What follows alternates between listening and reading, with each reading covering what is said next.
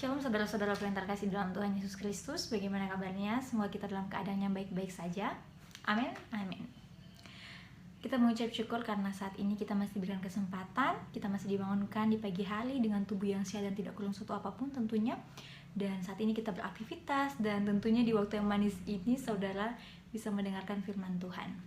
Sebelum kita mendengarkan firman Tuhan, perkenalkan nama saya Prilly Jessica Kurwa. Saya merupakan mahasiswa Prodi Teologi Angkatan 2018. Saya merupakan mahasiswa semester 6, tepatnya berada di kelas 18B. Sebelum kita mendengarkan firman Tuhan, marilah kita berdoa. Bapa yang sungguh baik, Allah yang berada dalam kerajaan surga, segala pujian, hormat, serta syukur Tuhan kami naikkan kepada Engkau. Kalau pada saat ini Tuhan kami masih berikan kesempatan untuk mendengarkan firman-Mu, maka buka akal pikiran kami, hati kami, serta telinga kami untuk mendengar. Kiranya firman ini tidak berlewat begitu saja Tuhan, tapi kami bisa hidup di dalam kehidupan kami. Bapa yang sungguh baik, Engkau menyertai, Engkau memberkati selama sharing firman Tuhan ini. Kiranya apa yang hamba sampaikan Tuhan itu seturut dengan isi hati Engkau. Di dalam nama Tuhan Yesus Kristus. Haleluya. Kita akan belajar lagi dari buku Richard J. Foster, yaitu tentang tertib rohani, yang tepatnya pada hari ini kita akan membahas berbicara mengenai disiplin pengakuan harian seorang yang mengaku dosa.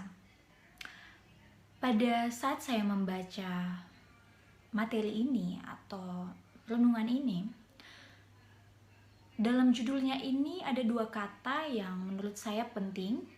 Yang pertama yaitu mengaku, dan yang kedua yaitu dosa. Saat kita sebagai kaum awam mendengar dua kata ini, yang terlintas dalam pikiran kita pertama kalinya bahwa dua kata ini memiliki sifat negatif atau hal yang sangat tidak baik untuk kita lakukan dalam kehidupan kita sehari-hari. Dalam Kamus Besar Bahasa Indonesia, mengaku mempunyai pengertian menyatakan, membenarkan, menerima, menanggung, hingga menyanggupi. Kemudian, kata dosa merupakan perbuatan yang melanggar hukum atau perintah Tuhan. Bapak Ibu saudara-saudaraku yang kekasih dalam Tuhan, seorang Richard J. Foster menceritakan bagaimana pengakuan dosa itu sangat penting dalam kehidupan pertumbuhan iman kita kepada Tuhan. Seperti dalam firman Tuhan dalam 1 Yohanes 1 ayat yang ke-9 yang berkata, jika kita mengaku dosa kita, maka Ia adalah setia dan adil, sehingga Ia akan mengampuni segala dosa kita dan menyucikan kita dari segala kejahatan. Bapak Ibu terkasih dalam Tuhan Yesus Kristus, suatu saat Richard J. Foster datang kepada Tuhan dengan berdoa. Di sana dia meminta untuk kehidupannya sepenuhnya diambil alih oleh Tuhan.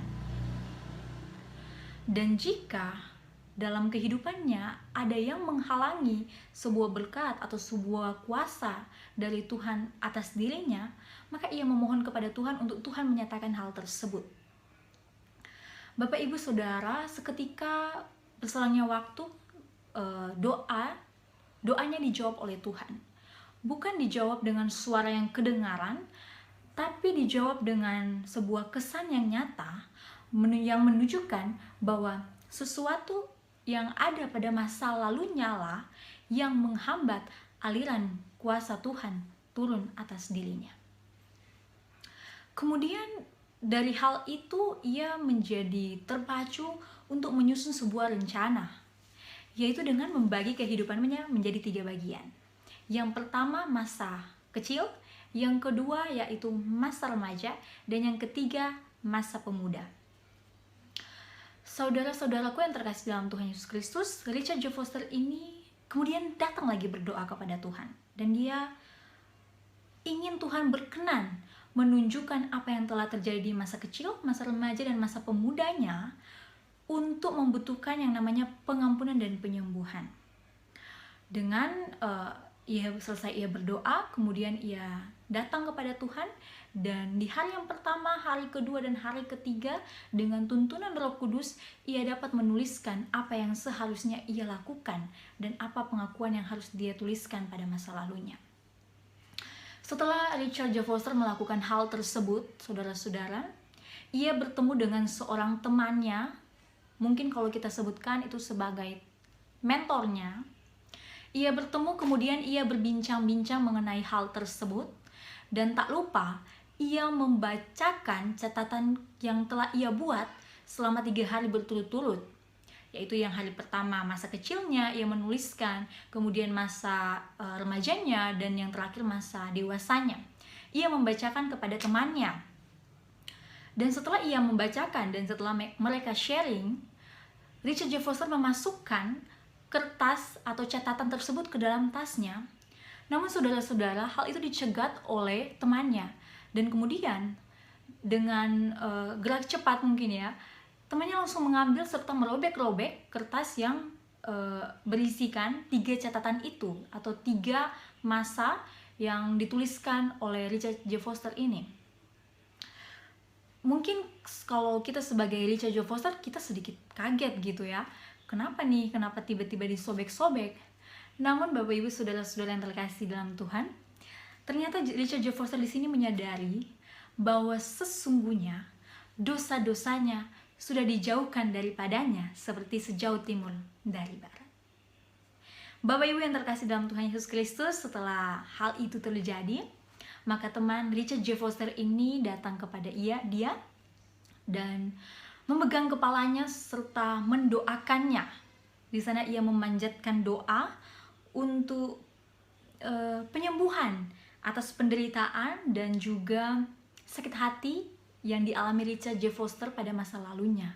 Kemudian hal yang menarik di sini saudara-saudaraku, di mana Richard J. Foster berkata bahwa kuasa doa pada saat itu adalah kuasa yang menyertai saya hingga saat ini. Saudara-saudara yang dikasih dalam Tuhan, suatu hal perenungan untuk kita semua bahwa sebuah pengakuan dosa mendatangkan sebuah pemulihan. Amin.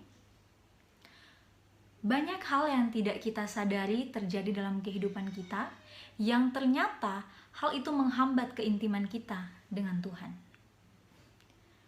Salah satunya yaitu dosa di masa lalu.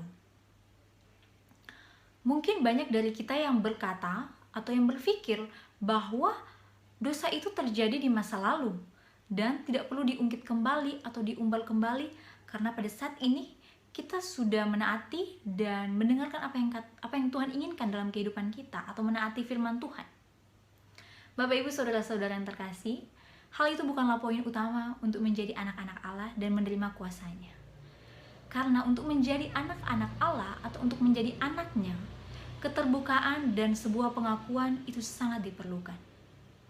Sama halnya pada saat kita menyadari bahwa kita telah melakukan kesalahan terhadap sesama kita, atau kita menyakiti dia dengan perkataan atau apapun itu, kita bertanggung jawab untuk meminta maaf kepadanya. Maka sama halnya seperti ini. Seperti sebuah quotes dari Ibu Yvonne Sandra Sumul yang berkata, terkadang dosa dari masa lalu yang belum diakui menghambat aliran kuasa Allah dalam diri kita. Maka dari itu pertanyaannya, jadi kita sekarang harus buat apa? Yang harus kita lakukan sekarang ini yaitu mengoreksi diri kita sendiri. Apa yang telah terjadi pada masa lalu kita, dan kita mengaku dosa kita kepada Tuhan. Maka dari itu kita akan menerima yang namanya kuasa daripada Tuhan kita Yesus Kristus. Tuhan Yesus memberkati kita dengan firman-Nya. Mari kita berdoa. Allah yang baik, terima kasih kami telah mendengarkan perlindungan-Mu, kami mendengarkan firman-Mu. Bekerjalah Tuhan dalam kehidupan kami, kiranya Roh Kudus membimbing kami sehingga kami dapat melakukan apa yang Engkau mau dalam kehidupan kami. Jauhkan kami dari hal-hal yang tidak baik Tuhan, keikatan dosa kami atau terikat kami dengan dosa Tuhan. Kiranya Engkau selalu menyertai, memberkati kami, dan kami akan melakukan apa yang menjadi keinginan Engkau di dalam kehidupan kami. Terima kasih Tuhan Yesus. Haleluya. Amin. Terima kasih. Shalom.